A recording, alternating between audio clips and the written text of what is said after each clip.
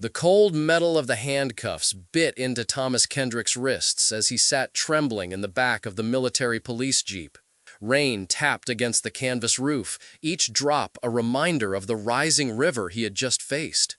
His hands, powerful carpenter's hands that had held countless tools with precision, were now stained with mud and blood. The military police officer across from him stared with cold detachment, as if Thomas wasn't the same man who, 12 hours earlier, had saved over 400 GIs from certain death. The report on the officer's clipboard told a different story. Violation of direct orders, unauthorized structural modification, endangering a military operation. It said nothing about the 523 men of the 7th Armored Division who would have plunged into the Moselle River if not for what Thomas had done. It said nothing about the 17 Sherman tanks and 29 supply trucks that had crossed safely because of his crime. The same army that would later write his reinforcement technique into their field manual now had him in custody, his future as uncertain as the bridge had been before he saved it. How does a man who preserved hundreds of lives end up treated like a saboteur by the very people he saved? What drives someone to risk not just his safety, but his freedom and reputation for others? And how thin is the line between hero and criminal when you're caught between military protocol and preventing a massacre? The rain was falling harder now as the jeep bounced along the muddy road back to headquarters. Thomas could still smell the wet timber, the acrid metal of oxyacetylene torches, and the diesel fumes from the tanks that had rumbled across his improvised reinforcement. His shoulders ached from 12 hours of desperate work. The exhaustion was bone deep, but sleep was impossible. Every time he closed his eyes, he saw the bridge swaying, heard the creaking of overstressed timbers, felt the entire structure threatening to give way beneath hundreds of men and tons of armor. He had stopped it. He had fixed it. And now he was in chains. Military engineers had declared the bridge would hold. The official assessment, delivered by Captain Harrington with the confidence of West Point mathematics, stated clearly, Bryan River Bridge is rated for all infantry and light vehicle passage. Thomas, assigned to the 291st Engineer Combat Battalion as a civilian specialist, had seen the flaws immediately. The water-damaged support beams, the hairline fractures in the secondary bracing, the inadequate reinforcement at key stress points. But his concerns were dismissed. The captain says it's sound, his superior had told him. That's the end of it, Kendrick. The official manual, the Army Corps of Engineers Field Guide FM 510, had precise specifications for bridge load capacity. According to those specifications, this bridge was sufficient. But Thomas Kendrick hadn't learned about structural integrity from a manual. He'd learned it from 22 years of building everything from rural barns to luxury homes back in Vermont. He'd learned it from watching his father and his grandfather before him. 3 generations of Kendricks had developed an almost primal understanding of how wood behaved under stress, how it flexed, when it would fail, and most importantly, how to prevent that failure. The military's calculations didn't account for the specific species of European oak used in the bridge, already weakened by repeated flooding. They didn't factor in the microfractures Thomas could feel with his fingertips when he ran them along the underside of the main support beams. Bridge has been cleared for the division crossing, came the order early on March 14, 1945. The 7th Armored was to begin moving across at 0600 hours. Thomas had spent the night unable to sleep, the image of the bridge collapsing playing on repeat in his mind. Before dawn, he made his decision. If no one would listen, he would act alone. What happened next would later be described by Lieutenant James Wirtz as the most flagrant act of insubordination that ultimately saved more American lives than any medal-worthy action I witnessed during the entire war. Using his position as civilian specialist, Thomas requisitioned supplies. 34 heavy timber braces, 16 steel reinforcement plates, and 8 2-inch steel cables. All items that, according to official reports, were needed for scheduled maintenance at the forward operating base. By 0500, an hour before the crossing was to begin, he had smuggled these materials to the bridge with the help of 2 privates who believed in his assessment. Captain Harrington arrived at the bridge at 05:15 to find Thomas and his makeshift crew already at work. "What in God's name do you think you're doing, Kendrick?" he demanded, his voice cutting through the pre-dawn mist. Thomas, arms deep in mud beneath the bridge's southern support, didn't even look up as he replied, "Saving your men, sir." What followed was a direct order to cease all unauthorized modifications. Thomas refused. The captain threatened arrest. Thomas kept working. Finally, in a decision that would later be scrutinized in multiple inquiries, Captain Harrington made a fateful choice. Rather than physically removing Thomas and his crew, he radioed headquarters for guidance while ordering the approach of the 7th Armored temporarily delayed. Those 27 minutes of delay would prove crucial. By the time the first vehicles of the 7th Armored Division approached, Thomas had managed to install emergency bracing on the bridge's most vulnerable sections. Not the complete reinforcement he had planned, but enough, he hoped, to prevent catastrophe. Captain Harrington, still awaiting orders from command, made another decision that would later both save his career and end Thomas's. He allowed the crossing to begin. Sergeant Paul Davis of the 23rd Reconnaissance Squadron was driving the 3rd vehicle across the bridge. "We'd heard there was some commotion about the bridge's safety, but orders were orders," he later recounted. "About halfway across, I felt the whole structure shudder. There was this awful groaning sound. The timber was talking to us, telling us something was wrong. Then I saw this civilian, covered in mud, looking half wild, scrambling under the side of the bridge with a sledgehammer. He was pounding something into place even as my vehicle was passing right overhead. I remember thinking, either that man is crazy or he's the only one who knows what's really happening." What was happening became clear moments later. As the first Sherman tank reached the midpoint of the bridge, the entire structure shifted visibly. Timber cracked. Men shouted. The tank commander froze, uncertain whether to reverse or press forward. From below the bridge came Thomas's voice. "Keep moving, steady pace, don't stop on the bridge." The wisdom of this instruction would later be confirmed by engineering analysis. A stationary 75,000-pound Sherman concentrated stress on a single point. A moving tank distributed its weight across more of the structure. The tank commander followed the shouted advice, maintaining speed. Behind it, 16 more tanks and dozens of supply vehicles followed, each one causing the bridge to sway alarmingly. But the hastily installed reinforcements held. The last vehicle crossed at 0847 hours. At 0850, Thomas was placed under arrest for disobeying direct orders. 3 hours later, the bridge collapsed. Major Ellis Reynolds of the Army Corps of Engineers arrived the following day to assess what had happened. His report, later partially declassified, stated unequivocally, "The Brionne River Bridge would have failed catastrophically during the crossing of the 1st or 2nd Sherman tank had it not been for the emergency reinforcement applied by civilian specialist Kendrick. The loss of life and equipment would have been severe, with projected casualties numbering in the hundreds." The report went on to recommend that Kendrick's improvised bracing technique be studied and potentially incorporated into field manual amendments. But by then, Thomas was facing a court-martial. The charge wasn't that he had been wrong, the collapsed bridge had proven him right. The charge was that he had been insubordinate, had requisitioned materials under false pretenses, and had endangered the operation by acting unilaterally. "They needed someone to blame," said Private First Class Michael Delaney, one of the soldiers who had helped Thomas. "The bridge was certified safe by commissioned officers. It wasn't supposed to fail.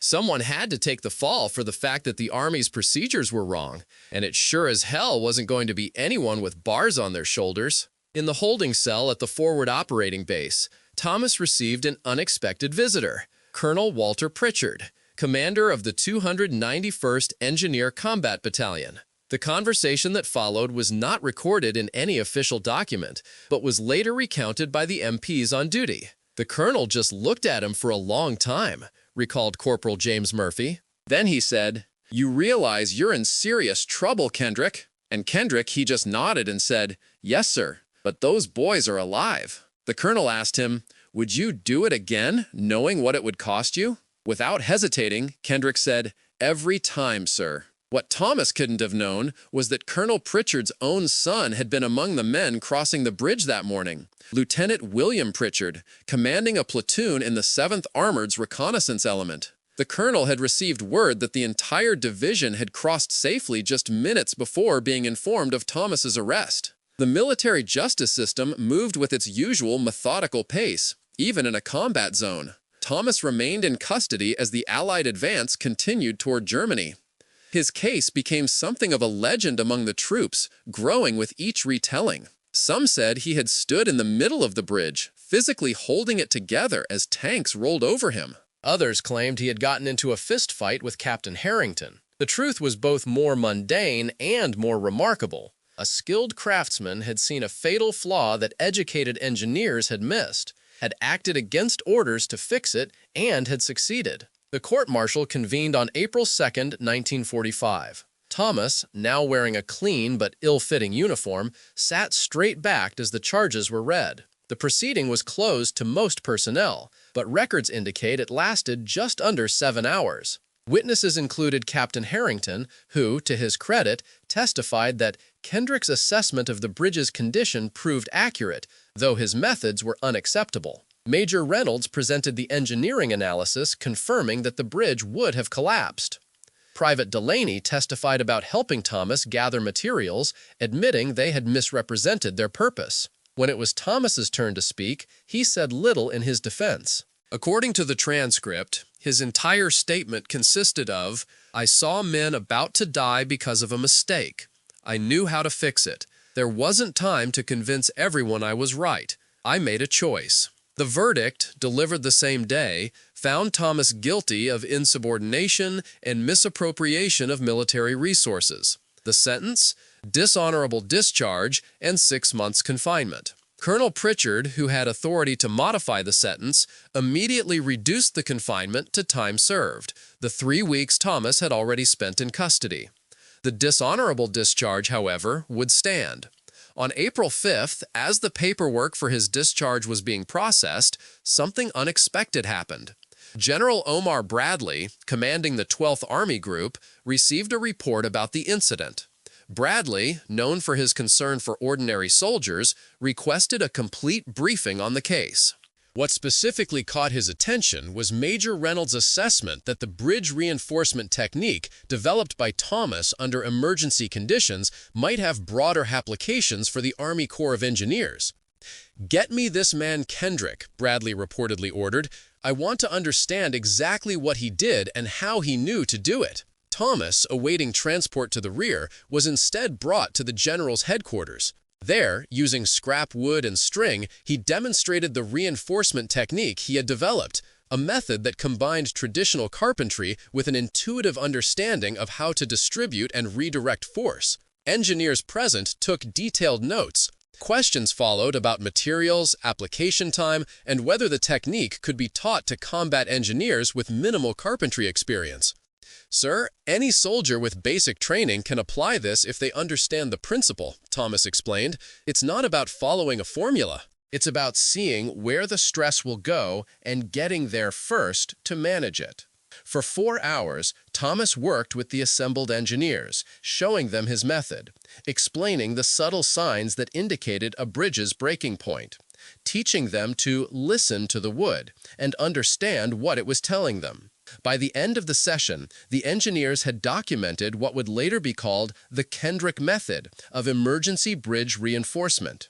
General Bradley, observing the session, made another unprecedented decision. He summoned his staff judge advocate and reviewed Thomas's case on the spot. While he did not overturn the verdict, he modified the discharge from dishonorable to honorable, citing extraordinary service to the United States Army, resulting in the preservation of numerous lives and essential equipment. Thomas would still be sent home, but not in disgrace.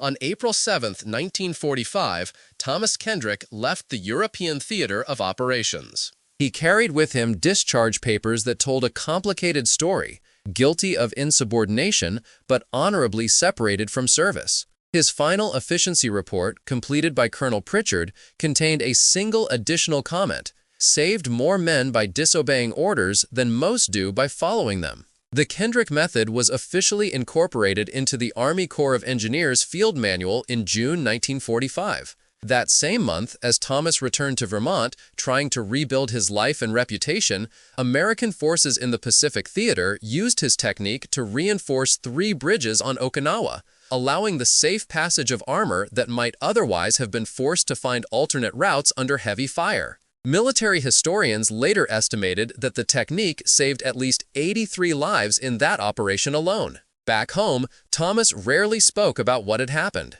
The conflicting nature of his service, heroic action followed by arrest and conviction, made it difficult to fit into the neat narratives most veterans could share. He returned to carpentry, eventually starting his own small construction company.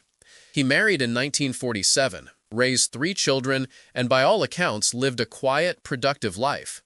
The full impact of his actions might have remained largely unknown if not for a chance encounter in 1976. William Pritchard, the colonel's son, who had crossed the Brionne Bridge that day in 1945, had become a civil engineer after the war.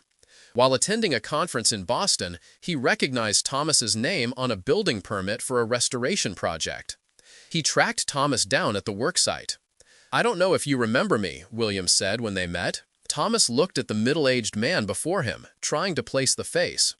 "I was a lieutenant in the 7th Armored," William continued. "I crossed that bridge you saved. I've wanted to thank you for 31 years. The meeting led to an unexpected reconciliation. William had followed his father into the Army Corps of Engineers after the war, eventually transitioning to civilian work. He had used the Kendrick method twice during the Korean War and had taught it to countless other engineers. What Thomas had never known was that Captain Harrington, the officer who had ordered his arrest, had been killed 2 weeks after the bridge incident during the push into Germany. "My father told me that Harrington's last official act was to submit a letter recommending your technique be studied further," William revealed. "He knew you were right, in the end." For Thomas, then 63 and nearing retirement, the revelation brought a measure of peace he hadn't realized he was missing. The burden of being both right and wrong, both hero and insubordinate, had weighed on him for decades. Learning that even the officer who had opposed him had ultimately recognized the value of his action helped Thomas finally contextualize his experience. In 1982, the Army Corps of Engineers quietly revised its bridging field manual. The emergency reinforcement technique, which had been listed simply as Method E7 since 1945, was officially renamed the Kendrick Reinforcement System. A small acknowledgement, delivered 37 years late, and one that Thomas, who had passed away in 1979, would never see. His story might have ended there, one of countless untold tales from the war, if not for his daughter Catherine's persistence. After discovering her father's discharge papers while settling his estate, she began researching what had happened. Her inquiries eventually reached the desk of Army historian Dr. Marion Lewis, who helped her access the declassified records of the incident and the subsequent integration of the Kendrick method into military engineering doctrine. What Catherine discovered astonished her. The technique her father had improvised under fire, using materials he had essentially stolen, had become standard procedure not just for the U.S. Army, but for NATO forces as well. A 1991 report from Operation Desert Storm mentioned the use of Kendrick bracing to reinforce a bridge spanning the Euphrates, allowing it to support M1A1 Abrams tanks weighing 67 tons, nearly twice the weight of the World War II-era Shermans. Her father's legacy had outlived both him and the conflict that had simultaneously validated his expertise and ended his military service. In 1998, 53 years after the incident, the Army held a small ceremony at Fort Leonard Wood, Missouri, home of the Engineer School. There, they unveiled a display in the school's museum dedicated to the Kendrick reinforcement system, including photographs, technical diagrams, and a brief narrative of its origin. Catherine was invited to attend, along with surviving members of the 291st Engineer Combat Battalion and the 7th Armored Division. Among the attendees was Michael Delaney, then in his 70s, who had helped Thomas gather materials for the unauthorized reinforcement. He knew he was ending his career, Delaney told Catherine. He knew they'd court-martial him if he was wrong, and probably even if he was right. But he said to me, "Some things matter more than rules." I've never forgotten that. The ceremony included the posthumous award of the Soldier's Medal to Thomas, a recognition of heroism not involving actual conflict with an enemy. The citation read, in part, "Through extraordinary courage and technical skill, and with complete disregard for his own career and freedom, Mr. Kendrick prevented certain catastrophe and saved hundreds of lives." Colonel James Wirtz, retired, who had been a lieutenant in 1945 and had witnessed Thomas's arrest, spoke at the ceremony. "We spend a lot of time in the military teaching soldiers to follow orders, and for good reason, but we don't spend enough time teaching when to question them. Thomas Kendrick wasn't a soldier, but he showed more courage than many who wore the uniform. He saw what needed to be done, and he did it, knowing full well what it would cost him." The story of Thomas Kendrick presents a complex moral question. When is it right to break the rules? His technical knowledge told him the bridge would fail. Military authority told him to stand down. In choosing to act, he saved hundreds of lives, but violated the chain of command that military operations depend upon. Both his action and his punishment can be justified, depending on one's perspective. Perhaps the most telling assessment came from General Bradley himself, who reportedly said after reviewing the case, "The Army needs its discipline, but it also needs men who can see beyond regulations when lives are at stake. The trick is figuring out how to keep both." For the men of the 7th Armored who crossed that bridge on March 14, 1945, the answer was simpler. In their minds, Thomas Kendrick was nothing short of a hero. As Sergeant Paul Davis put it in a letter to Catherine after the 1998 ceremony, "Your father chose to sacrifice himself for men he didn't even know." Most Medal of Honor citations describe a moment of courage lasting minutes or maybe hours. Your father's moment lasted the rest of his life. He carried the weight of that decision until the day he died. The bridge over the Brione River no longer exists. It was rebuilt after the war, using more modern designs and materials. Nothing marks the spot where Thomas Kendrick committed his act of insubordination and heroism. No plaque commemorates the lives saved or the price he paid. But in engineering classrooms at West Point and in field manuals used by combat engineers around the world, his legacy continues. Sometimes, the most profound acts of courage don't involve charging enemy lines or storming beaches. Sometimes, they involve a man with mud on his hands and decades of hard-earned knowledge, looking at a structure everyone else has deemed safe and being willing to risk everything to prevent a disaster only he can see coming. In those critical moments on the Brione River Bridge, with the weight of Sherman tanks overhead and the flow of the war literally crossing above him, Thomas Kendrick made his choice. The Army made its choice too. Both were right, in their way. Both were necessary. And in the complex moral calculus of war, perhaps that uncomfortable contradiction is the most honest tribute to what happened there. A moment when doing the right thing meant doing the wrong thing, when saving others meant not saving yourself. If this story resonates with you, perhaps it's worth considering. What bridges are we crossing today that someone sees as dangerous? Whose warnings are we dismissing because they don't come through proper channels? And what courage would it take to stand up, even knowing the personal cost, when lives hang in the balance? Thomas Kendrick's story reminds us that some of history's most consequential acts happen not with fanfare and glory, but in quiet moments of moral clarity and technical expertise. Moments when a single person sees what others cannot and chooses to act, even at tremendous personal cost. Continue exploring these quiet contradictions that define humanity's darkest hours, and if this story stayed with you, leave your mark below so others can find it too.